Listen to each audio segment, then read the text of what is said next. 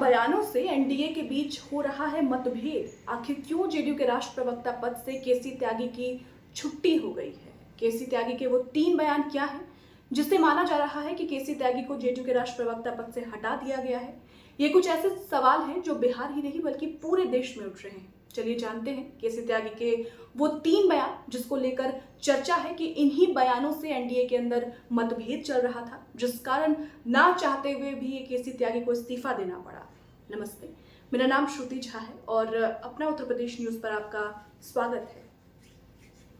CM Nitish Kumar की party में रोज रोज चौंकाने वाले घटनाक्रम हो रहे हैं। पहले उनके करीबी मंत्री अशोक चौधरी ने भूमियारों को खरी खोटी सुना दी। इसके बाद जेडीयू के ही भूमियार नेताओं ने अशोक चौधरी पर बयानों की जैसे झड़ी लगा दी। उन्हें पार्टी में ही कोसा जाने लगा। हाल ये हो गया कि मंत्री अशोक चौधरी अब सफाई दे रहे हैं। इसी बीच पार्टी के एक दिग्गज नेता ने राष्ट्र प्रवक्ता पद से इस्तीफा दे दिया। जेडीयू की तरफ से ही इसकी घोषणा की जाती है। इसमें बताया जाता है कि जेडीयू के राष्ट्र प्रवक्ता केसी त्यागी ने इस्तीफा दे दिया है। उनकी जगह अब कौन आए? उनकी जगह अब राजीव रंजन प्रसाद पार्टी के राष्ट्र प्रवक्ता होंगे। वहीं कहा जा रहा है कि केसी त्यागी ने निजी कारणों से जेडीयू के राष्ट्र प्रवक्ता पद से इस्तीफा दिया है। हालांकि वो निजी कारण क्या है ये नहीं बताया गया है। केसी त्यागी का नाम जेडीयू के उन नेताओं में शुमार किया जाता है, देखिए, जो लाख उठापटक के बावजूद भी सीएम नीतीश कुमार के हर स्टैंड के साथ कायम रहे हैं। उन्होंने कभी भी नीतीश के फैसले पर सवाल तक नहीं उठाया है। सवाल ये भी उठ रहे हैं कि केसी त्यागी ने अचानक आखिर इस्तीफा क्यों दे दिया। यह अफवाह भी जोरों पर है कि केसी त्यागी बिहार के मंत्री अशोक चौधरी के भूमिहारों पर दिए बयान से नाराज चल रहे थे। आखिर में उन्होंने पार्टी के राष्ट्र प्रवक्ता पद छोड़ दिया। हालांकि अभी तक ये सिर्फ अफवाह है, इसकी कोई पुष्टि अपना उत्तर प्रदेश चैनल नहीं करता है। उनके इस्तीफे के बारे में पार्टी के महासचिव आफाक अहमद खान ने खत जारी किया है। खत में यह बताया गया है कि केसी त्यागी के बदले अब राजीव रंजन प्रसाद जेडीयू के राष्ट्र प्रवक्ता पद की जिम्मेदारी संभालेंगे। केसी त्यागी के पुराने 3 बयानों की भी खूब चर्चा हो रही है। जी, केसी त्यागी ने कई मुद्दों पर ऐसे बयान दिए जिसे मोदी सरकार को सोचने पर मजबूर कर दिया था। अग्निपथ स्कीम को लेकर केसी त्यागी ने कहा था कि अग्निपथ स्कीम पर दोबारा से विचार करने की जरूरत है। इसके अलावा उन्होंने यूसीसी और वन नेशन वन इलेक्शन को लेकर भी अपना पक्ष रखा था।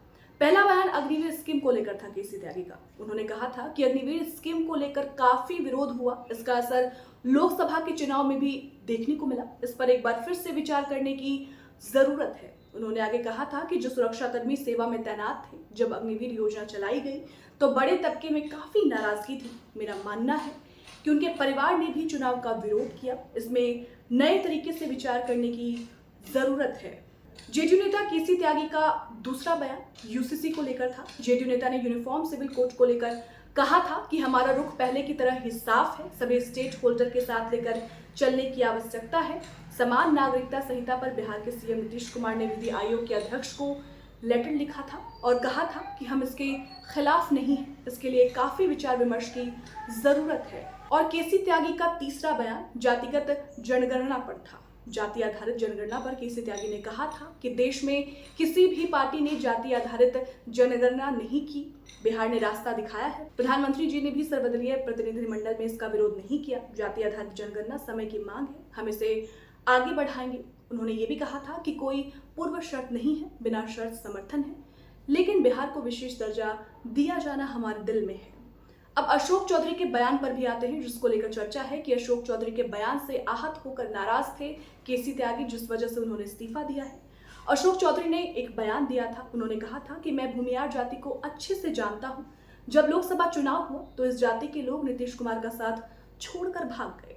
बहरहाल बता दें, जेडीयू के अनुभवी नेता केसी त्यागी को मई 2023 में राष्ट्र प्रवक्ता के साथ ही विशेष सलाहकार भी नियुक्त किया गया था। उनकी इस नियुक्ति के संबंध में जारी बयान में कहा गया था कि त्यागी के संगठनात्मक अनुभव का लाभ उठाने के लिए बिहार के मुख्यमंत्री एवं पार्टी के प्रमुख नीतीश कुमार ने उन्हें पार्टी का विशेष सलाहकार और मुख्य प्रवक्ता नियुक्त किया है।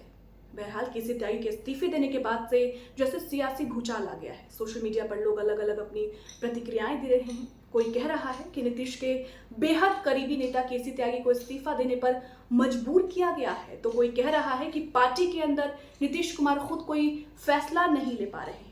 कारण चाहे जो भी हो, केसी त्यागी के इस्तीफे से एनडीए पर कई सवाल खड़े हो रहे हैं और साथ साथ नीतीश कुमार पर भी। वो इसलिए क्योंकि केसी त्यागी नीतीश कुमार के बेहद करीबी माने जाते थे। हालांकि जब केसी त्यागी ने इस्तीफा दिया उसके बाद केसी त्यागी का बयान भी सामने आया जिसमें उन्होंने कहा कि कुछ निजी कारणों की वजह से उन्हें इस्तीफा देना पड़ा। बड़ा सवाल ये है कि आखिर वो निजी कारण क्या हैं? क्या एनडीए के भीतर कुछ ठीक नहीं चल रहा है या फिर नीतीश कुमार कोई फैसला अपनी मर्जी से नहीं ले रहे हैं? सवाल कई हैं, लेकिन जवाब सिर्फ और सिर्फ केसी त्यागी ही दे सकते हैं। फिलहाल इस पूरी रिपोर्ट पर और केसी त्यागी के अचानक से इस्तीफा देने पर आप क्या सोचते हैं, हमें कमेंट सेक्शन में जरूर बताइएगा। और साथ साथ हमारे चैनल को लाइक करें, सब्सक्राइब करें और खूब सारा प्यार दें। शुक्रिया।